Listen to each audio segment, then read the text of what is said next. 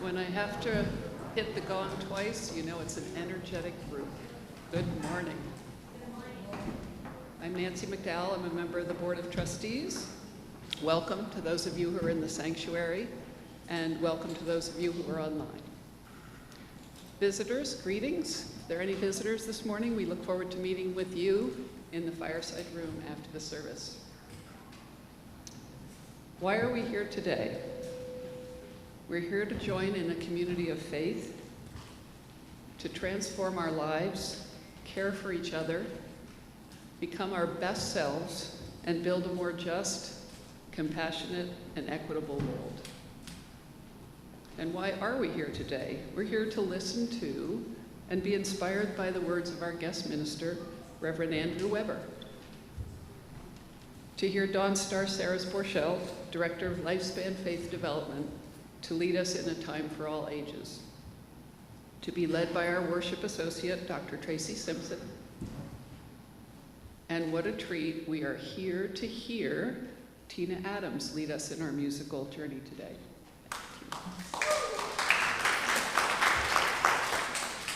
A few announcements. How are we all doing with Plastics-Free July? Have you found it hard? My confession is I did buy some groceries with plastics, but the biggest change is I have bought produce by reusing those paper bags again and again and reminding the merchants, no plastics please. Do you know what month it is? And my awareness has increased.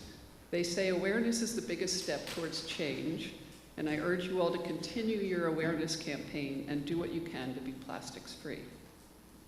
One important tip, please don't put your fresh strawberries into that previously used paper bag that you've used fresh mushrooms in. It's not a good combo. Let's see, a couple of other announcements. One vital part of our service is the ushers. And today we have Beth and Dave doing our ushering, but we don't have a lot of sign-ups for the rest of the summer. So if you can usher, it's a very helpful thing. It really keeps our service going. So if you can, Dave Hucker's email is right there. Please email him or see him after the service. Dave, there we go. There's Dave Hucker. Or Beth, if you can usher anytime from now until the end of the year. Couple of fun things happening. Did you see what was happening on Saturday at noon? This Saturday at noon? A Nerf dart adventure. This is for all ages, right? All ages. So see more in your e-notes. And another fun activity, Labor Day Saturday. The church will gather at Ridley Creek Park for hiking, picnic, and more games. That's our second annual. Please put it on your calendars. And now let me introduce our guest minister, Reverend Andrew Weber. Andrew grew up in this congregation where members of his family are still faithful attendees. He currently serves Thomas Paine Unitarian Universalist Fellowship in nearby Collegeville. He lives in Newark, Delaware with his wife and 2 children. Andrew's ministry is one of helping people and communities develop into their best selves. He reflects on living a faith-informed life on an online blog called How to Drive Like a Minister. We look forward to hearing about driving tips, as well as heartfelt messages from this longtime friend of the church. All right, the every Sunday announcement, make sure your phones are turned to worship mode. And now let us recite our mission statement. Together, we transform lives through love, service, and our welcoming faith.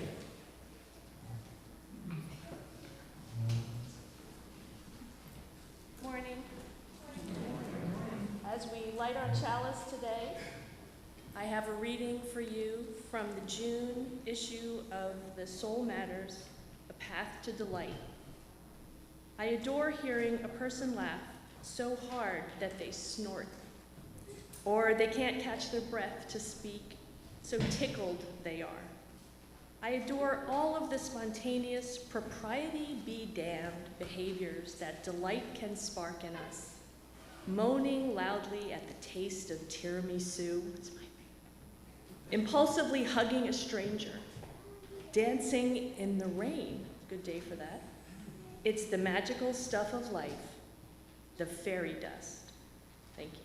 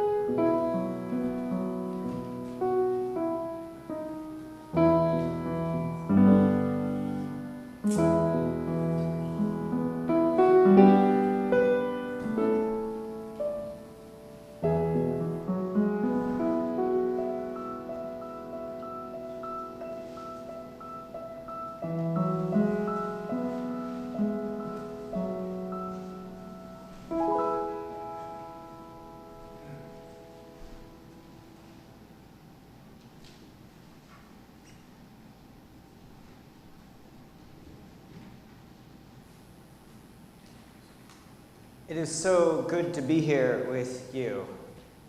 Good morning to those of you who I've known for decades, for those of you who have known me, for my family members, for those who I have not met yet, for visitors from Thomas Paine who come and join in worship this morning, for those of you online whom I cannot see but I know are here with us.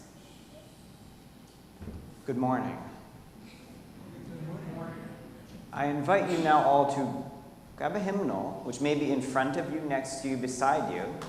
We're going to do a responsive reading, and I know you can't follow on the words because I haven't told the tech team that we're doing this. So they're not going to be on the screen.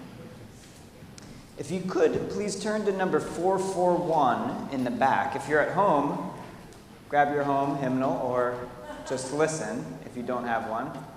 441. And with these words, we will call ourselves into a time and into a space and a feeling of worship. I will start with the first voice, and if you could please follow along with the italics, which I'll also say so that those online can hear both parts. To worship is to stand in awe under a heaven of stars, before a flower, a leaf in sunlight, or a grain of sand.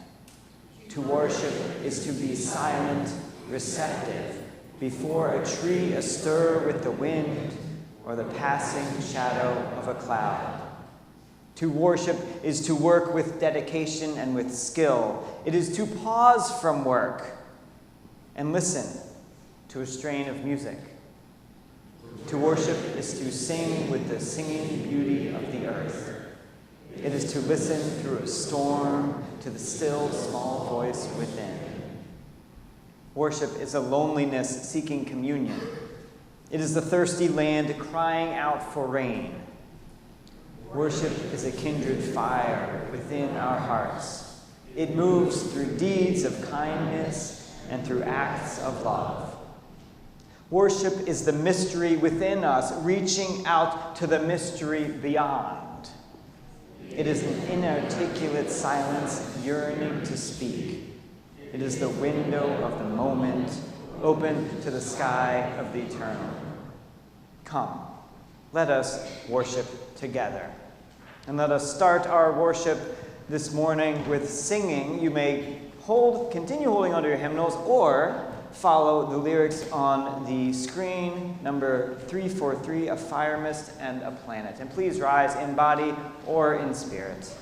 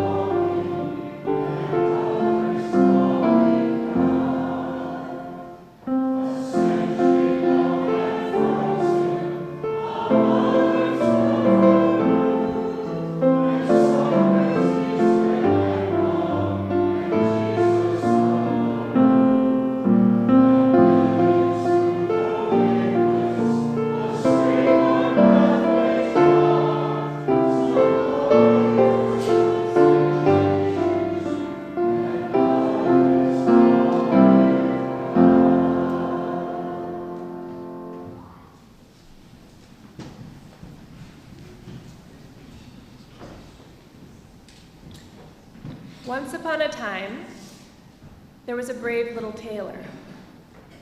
Now, this story comes to us from the Brothers Grimm, who collected it in Germany, but there are other stories like it all over the world, and this version is my own. So, once upon a time, there was a brave little tailor. And one day, when he had nothing to eat, he bought some jam and he put it on a slice of bread, but he was busy sewing, so he left it to sit beside him for a minute, and all the flies in his house came around to check out the jam. And when he went to eat his jam bread, it was covered with flies. And of course, they started to fly away, but he was quick, and he grabbed his fly swatter, which I'm happy to tell you is plastic-free, which is difficult. And because they were slow, because of all the jam, he killed 7 of them at one blow. Well, 7 at one blow. So every time I say that, you can repeat it back to me. 7 at one blow. 7 at one blow. Enthusiastically. This is exciting. So the tailor was easily impressed with himself, and he was pretty impressed by this. 7 flies at one blow. 7 flies at one blow. He felt brave. He felt strong. So being a tailor, he often made fancy sashes for like military generals and beauty queens and people like that. And so he grabbed a piece of fancy cloth and he stitched on it for a bit and he made himself a sash that said, and that was the truth. Nothing but the truth. So he put on that sash and he went outside to strut around the city. And he walked up to people and they read his sash and they asked, 7 at one blow? And he said, yep. 7 at one blow. And it was the truth. But it also wasn't true, because those people thought he meant he'd killed 7 people who were attacking him at one blow, not 7 flies. I don't know why people are gullible sometimes. Or maybe they just wanted to believe in someone who was brave and strong. I don't know.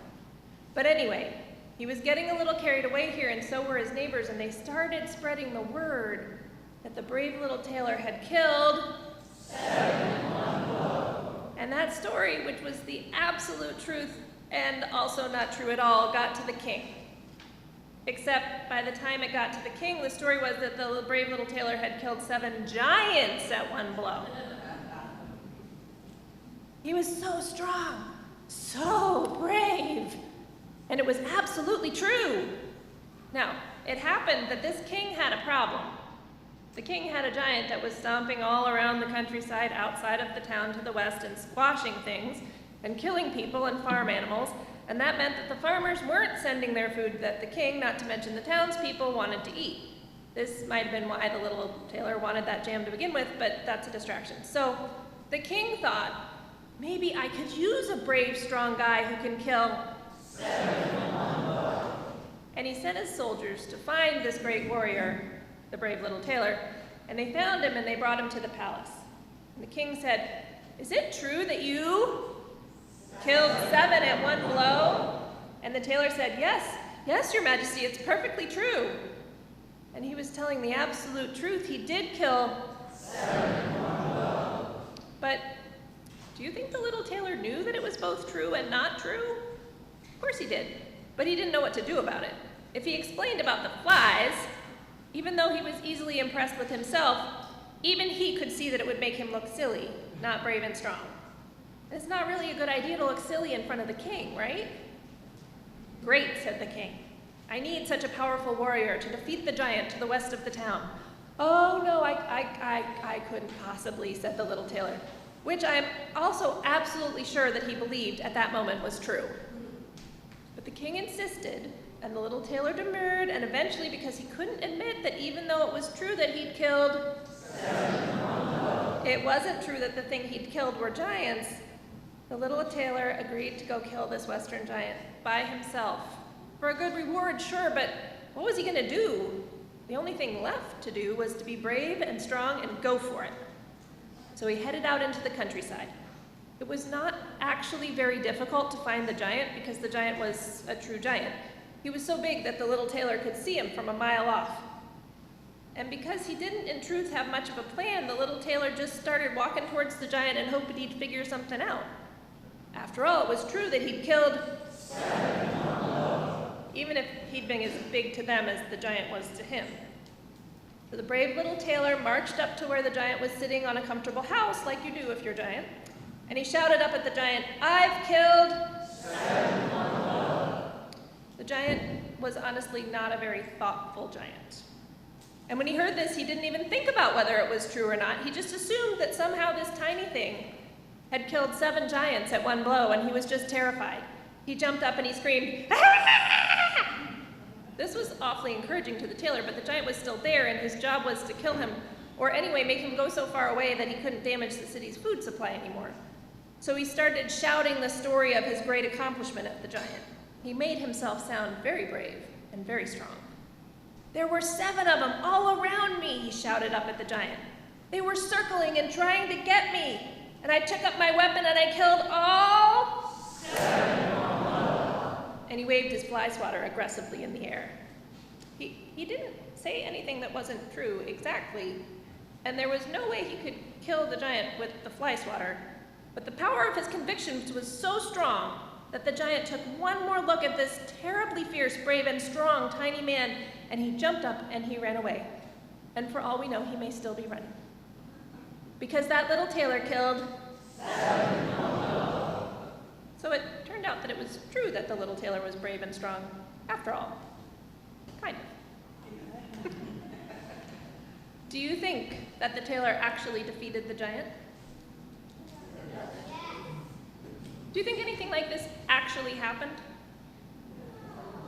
Maybe not exactly like this.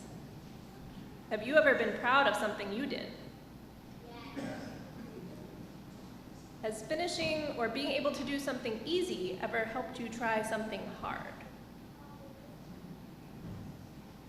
And do you think the tailor was brave at the end of the story? Do you think he was brave at the beginning of the story? I would like to invite the children and youth to go to the McGinnis room for our class this morning, and we'll see you at coffee hour.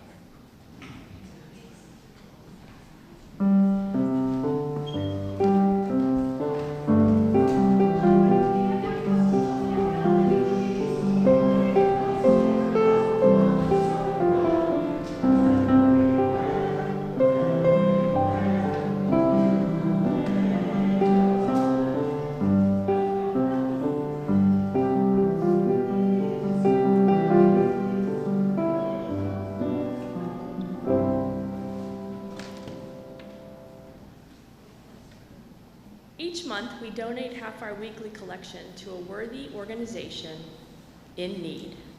The recipient of MLUC's offering outreach for July and August will once again be Family Promise of the Main Line, formerly Interfaith Hospitality Network. This commitment continues to support continues the support that MLUC has pledged each summer for several years now. Our involvement with Family Promise extends beyond this offering outreach. We have hosted families many times over the years, and volunteers provide meals, prepare sleeping spaces, and spend time with families during their stay. For the Family Promise, the offering will now be greatly received. Will the ushers please come forward? What is given in love is received with gratitude.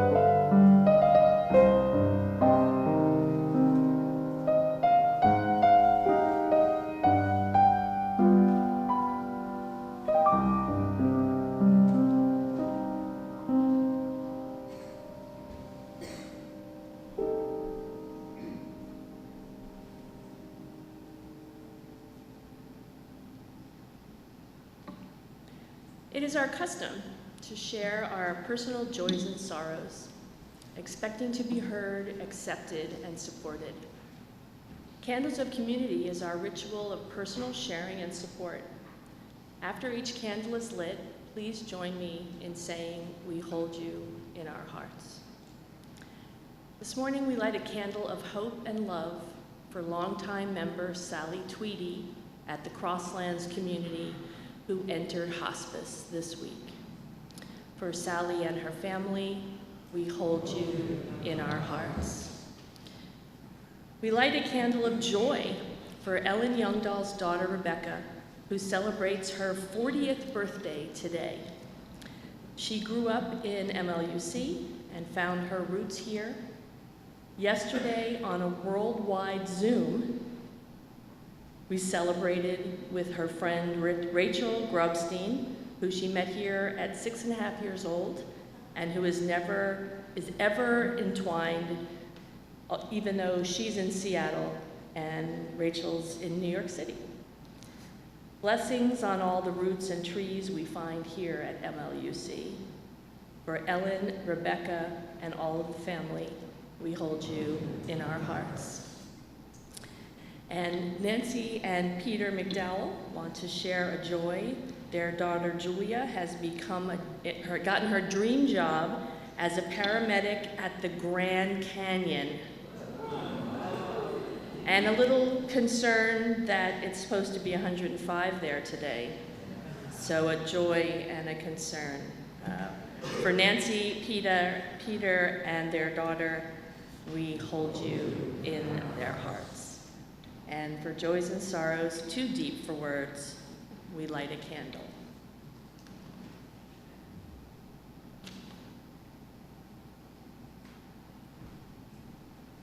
So I have a few readings, 2 readings for you today. The first is from the Da Vinci Code by Dan Brown. Sophie, every faith in the world is based on fabrication. That's the definition of faith. Acceptance of that which we imagine to be true, that which we cannot prove. Every religion describes God through a metaphor, allegory, exaggeration. From the early Egyptians through modern Sunday school, metaphors are a way to help our minds process the unprocessable. The problem arises when we begin to believe literally in our own metaphors. And now from our friend Salman Rushdie, 2 years, 8 months, and 28 nights. This is a story from our past, from a time so remote that we argue sometimes about whether we should call it history or mythology. Some of us call it a fairy tale.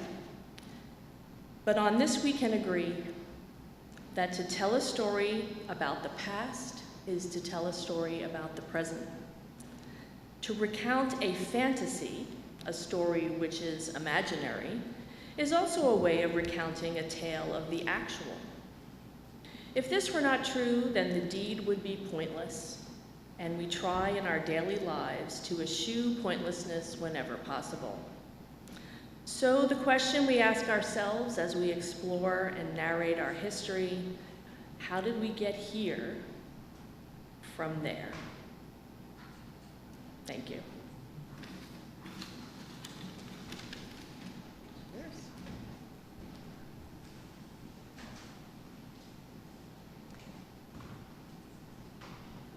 History, mythology, fairy tales, the stories that I could have picked and could have used to illustrate the topic today are numerous. I mean, or maybe innumerous to be hyperbolic. I mean, just think of any mythological or fanciful tale you can come up with. So all of the Brothers Grimm fairy tales, Disney movies, which does now include the Marvel universe, holy texts, such as Christian Bible, Jewish Torah, Hindu Upanishads, Aesop's fables, oral folk tales, and even stories passed down or told in our family systems, right? There's no reason to actually stop there, as a list of fanciful tales would span the library from fiction to mythology, from spirituality to science fiction to mystery. And the one thing that they all have in common is that these stories are not facts as historians or journalists try to capture. When I read a fairy tale about a tailor, for example, besting a giant with his fly swatter, or when I watch a movie about a woman who can shoot ice from her hands, you know that reference? I know that these events didn't actually happen, right? I know that. And just as when I read about Jesus healing a leper, or how a fox gave up getting some grapes, when they were out of his reach or her reach. I know that these are not factual accounts of specific happenings. And I'm betting that you're all with me right now, right? Facts isn't fiction. It's pretty basic here. I mean, that's the definition of fiction, that it's not fact, right? So I'm not going to belabor that part. But the amazing thing is that sometimes, the amazing thing and an amazing thing that we sometimes miss is that there's truth to be had in the myths. Even in the fiction, even in the stories and the fairy tales. The reason that some of these stories hold so much power and they keep getting retold and they keep getting remembered is that they hold a truth. They hold truth, and that isn't despite their fiction, but it's heightened by that fiction. It's heightened by that mythology. In ancient Greek, there are two words which spoke to this type of truths I'm talking about, mythos and logos. And mythos includes what we would call myths. You can see in the etymology, mythos, myth, right? Stories that are fanciful, stories that are not real. And then logos, again in the etymology, logos, logical. Those are the factual data. That's the evidence, the reason backing it up. Mythos as stories and fantasies, logos as sort of fact and reality, but both holding truth, both holding some truth there. In our culture and in our religion, which is a product of our culture, we can't help but be, we tend to stress logos for truth-telling, right? I mean, we want to know the facts, we want to know the data, we want to have reason, we want to have evidence to back up the facts. And that's fine and that's good. But logos has some limitations and it can't express all the truth. I mean, logos and facts are really helpful. They're really necessary when we're creating airplanes, vaccines, mathematics, right? But there's a whole other aspect of the world in which logos fall short. Science tells me that I am born, that I live, and that I will die. But it tells me nothing about falling in love, about being heartbroken, or what it means to die. Science tells me nothing about the meaning of life. Logos can express the contents of a cool glass of iced tea, but only mythos can express how drinking that after a hot day at the beach makes me feel. Right? I mean, mythos is the language of truth that goes beyond facts, that goes beyond our data, beyond logos. It's commonly held that the sort of mythological thinking is a prehistorical way of reasoning that only exists to explain what our ancestors could not explain themselves. Right? Mythological thinking has been superseded now, thankfully. We have this science, age of reason, modern problem solving, and that the view is that this way of viewing the world was something of the past which has been left behind. Right? This is the view that the Aesop's fables and religious texts only existed to explain a world which was otherwise unexplainable. And currently we're in the modern fact-filled age of reason, and we don't need those myths anymore. Well, not so fast there, scientists. Not so fast, because it was on purpose that earlier I said that myths go beyond the fact, go beyond the truth of logos. Mythos isn't subservient to logos. I would say it's transcendent of it. It goes beyond. There are truths which logos can never speak to, no matter how rational and how fact-based we are. So let's look at some of these well-known tales again. From The Brave Tailor. What does it feel like to achieve something you are proud of? And how does that feeling help you tackle more difficult things in your life? Now, I can try to explain self-confidence, but the story does it more eloquently. Now, the movie Frozen is not about people who actually lived. Sorry if that's a surprise to you. It's not about actual people who lived. But the story shows us that an act of love, an act of true love, can save someone's life. An act of love can save the very person who is embodying love and selflessness. In the Bible, Jesus might not have literally placed hands on people and healed them of physical ailments, but he brought calm He brought peace to a distraught people. Those people were uplifted, they were loved, they were healed. In Aesop's fables, a fox that didn't actually try to get grapes and then change her mind about the desire because they were out of reach. And yet the tale speaks to all of us about the feeling of changing our outlook or changing our expectations when something we desire is out of reach. Each of these stories holds truth. The truth which are at once deeper and also beyond the truth of facts and reason. I mean, this is religion at its finest and also at its most confusing, which is a great place to be in religion. From Dan Brown again, every religion describes God through metaphor, through allegory and exaggeration. From the early Egyptians through modern Sunday school, metaphors are a way to help our minds process the unprocessable. Mythological truth is a way to process the unprocessable, a way to think about those questions which facts cannot answer. Facts cannot answer. But remember that there's a problem, which Dan Brown mentioned, and I'll go into. The problems arise when we begin to believe literally in our own metaphors. Of course. Difficulties arise when myth is taken literally, when mythos and logos are conflated. And it goes both ways, this conflation, right? Difficulties arise when logic is taken emotionally. I cannot explain my love for my children or my apprehension of death through diagrams and facts. It wouldn't work. Logical facts minimize my feelings, and although science can tell me some of why I feel what I feel, it falls drastically short of the entire truth. I also cannot explain the healing of a sick person through a story of miracles. Mythology misses germs and medicine, and although a story can tell me some of what it feels to be healed, it also falls drastically short of the entire truth. The point here is that we don't discount either type of truth, and we also don't try to equate them. Right? The Bible falls short of, it falls short, but it's full of truth as mythos, with some logos sprinkled in. You get that? It's full of stories, and there's some facts in there too. A nonfiction history book, on the other hand, is full of facts, full of data, and there's some myth sprinkled in there too. It's wise for us to not ignore one or the other as we look for truth in our lives. When we do that, we miss out on the truth that is held in myth. We miss out on the truth that is held in fantasy. That's what we often do as Unitarian Universalists and as our culture.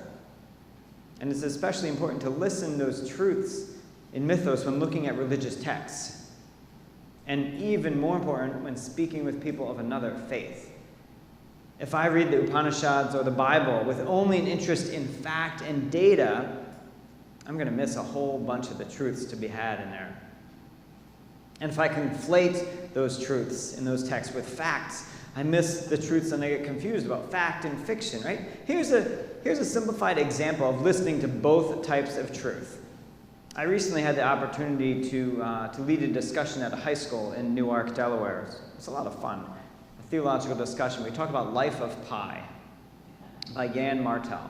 A lot of religious stuff comes up. And in Life of Pi, there are two competing truths. If you've watched the movie or read the book, you know there are two competing truths at the end. There's a boy on a life raft. One truth is he's trapped with zoo animals. One truth is he's trapped with humans on the life raft. So we were exploring this topic of truth in stories and what the better story was and what the factual story was. And did truth come into play about which story was better or not? And was there truth to be held even if those events didn't take place? The same questions that we're having today. And so my time in the classroom, it happened to be the week after prom. This is related. So in order to give an example to the students, of mythos and logos, of science and emotion, I asked them to describe their experiences at prom using only scientific data and numbers and facts. I said, describe your experience at prom. It took a moment, but then I heard about like how much outfits cost, what they had for dinner, the start time, the music that played, all facts, absolutely, all true, but not the whole truth. And then I said, explain to me your experiences of prom, but use no facts, only emotions. Yeah.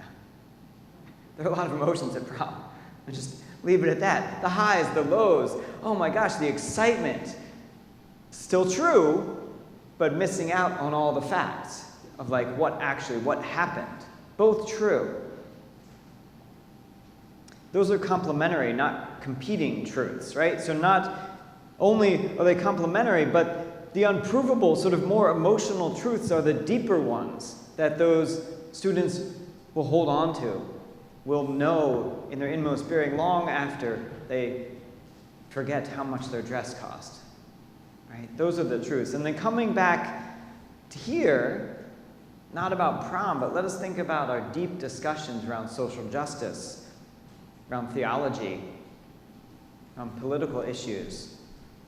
Right? So often I see that disagreements are not about facts. They're not just about facts, but they're about truth. And also the different types of truth that we're looking to, the different types of truth that we're taking as important.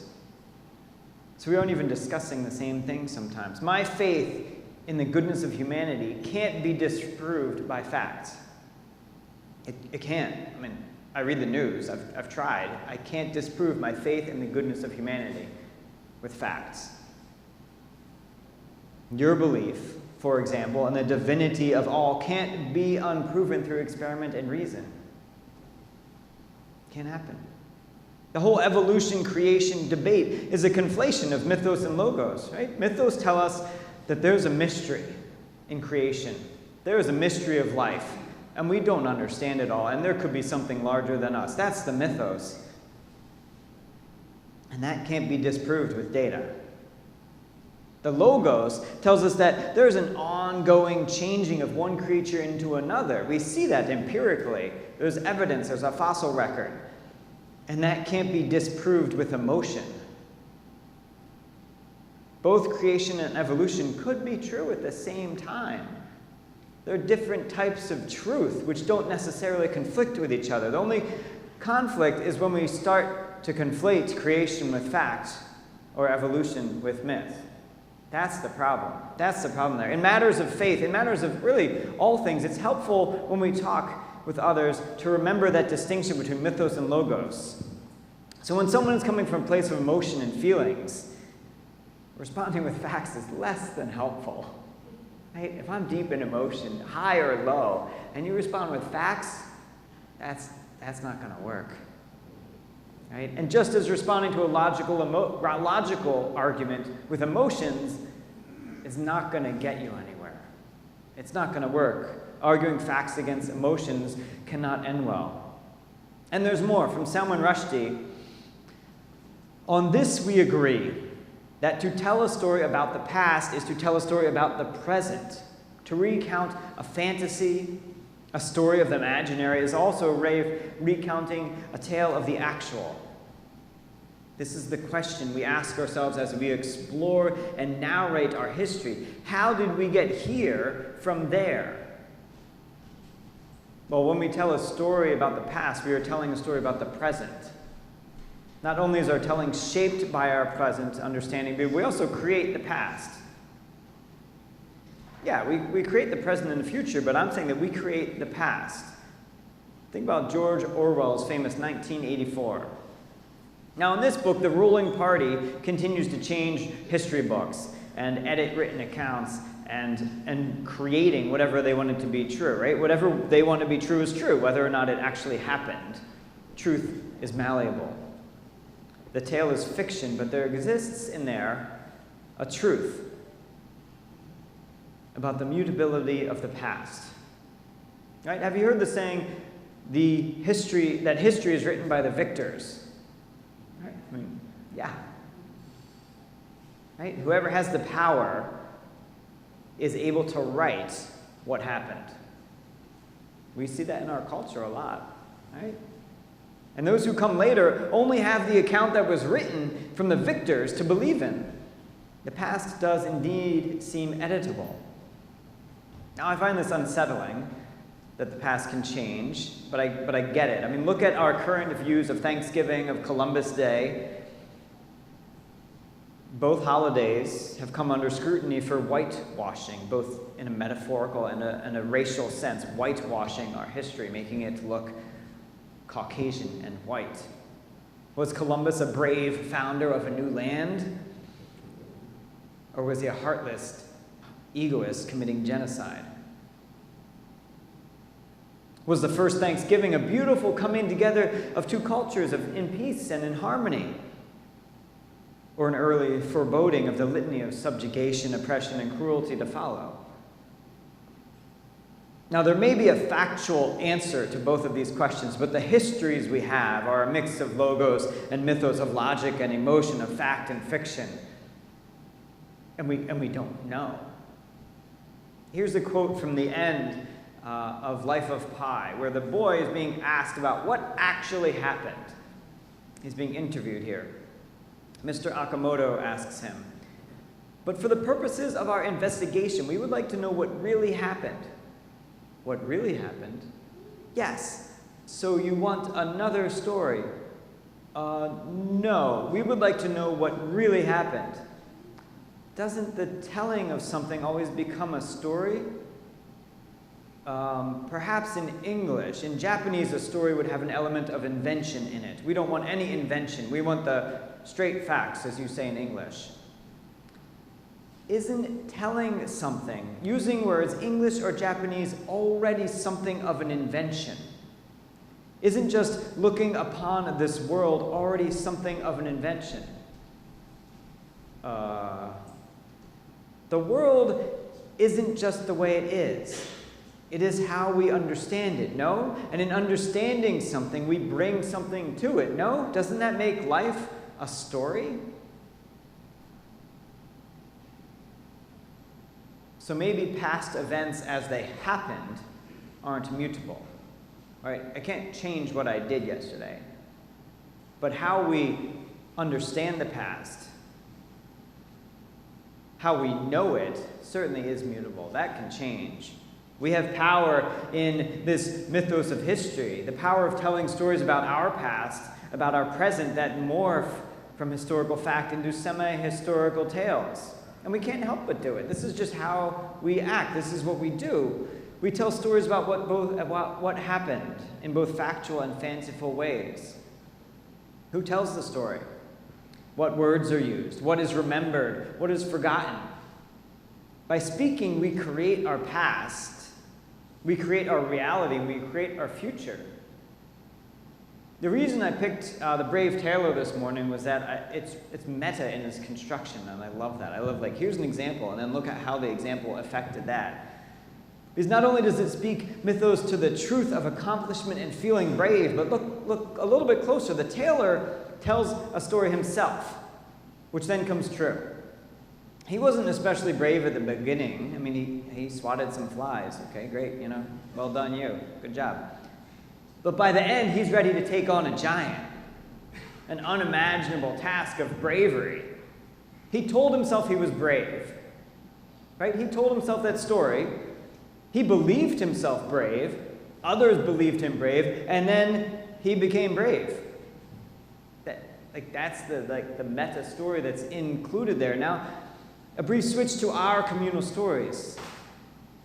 I mean, look at the differences between gatherings in our culture and how they're explained in our very recent history. Let's look at Black Lives Matter and the insurrection of the Capitol, for example. People protesting, people rioting, mobs or thugs, right? The media and many politicians tend to talk about some gatherings in a positive lens and some gatherings in a negative way, with people of color often portrayed negatively. The words used in a description create a reality of their own. A group described as a mob of thugs will be remembered as a mob of thugs. A group described as patriotic protesters will be remembered as patriotic protesters. Now, thankfully, the media and politicians are beginning to see the power of their words and the slant with which they've been speaking. So it's beginning that people are like, hold on a second, we're being really biased in what we say, and that's creating our reality. That's good. Just like Plastic-Free July, you have to acknowledge it first before you can change. But this is true personally, too, not just in our culture, but for every one of us. For every one of us. We all take part in creating reality through our words. If I keep telling someone that they are not worthy, they will start to believe that they are not worthy. They will act it. They will embody that sense of not being worthy. If, on the other hand, I continually tell someone that they are powerful and beautiful and strong and loved, they will act like they were powerful and beautiful and strong and loved. And they will empower that beauty, that power, that strength, that love, and they will become it. What we do and how we act helps to create our reality. Our power is in our storytelling about the world, about history, about the future, about ourselves. So when we talk about each other, when we talk about ourselves, when we talk about what is happening in the world, we're using this powerful truth of mythos. That's what we're using in the powerful act of creating a truth. You create truth. So the point of all of this, the point of all of what we've been doing is twofold.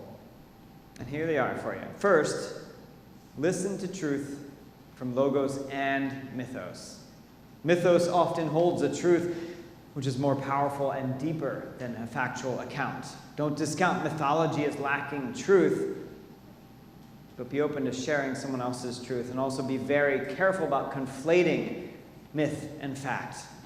In either direction, it is dangerous. And second, we all tell stories. We all create reality with our myths. Our past, our present, our future can all be changed through how we remember, how we construct our stories of myth and of fact. So be careful about what reality you're creating. Use your power of storytelling, of remembering for creation, for good. Listen to both truths. Be careful what you create. Myths speak to a deeper and higher truth than facts. It is speaking to the truth of the soul.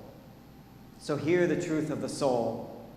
And when you create that truth of the soul, for you do it with love, and do it in a very loving and caring way. Amen.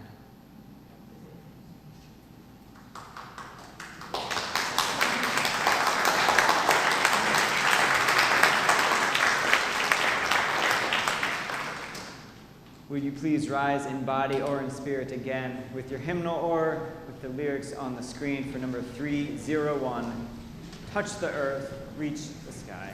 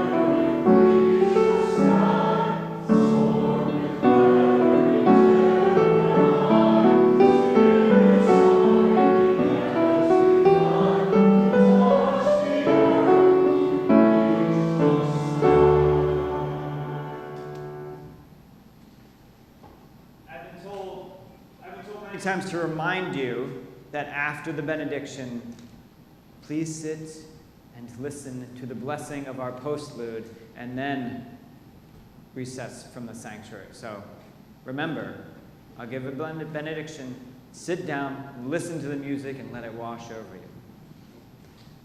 To tell a story about the past is to tell a story about the present. To recount a fantasy, a story of the imaginary, is also a way of recounting a tale of the actual. This is the question we ask ourselves as we explore and narrate our history. How did we get here from there? Amen and blessed be.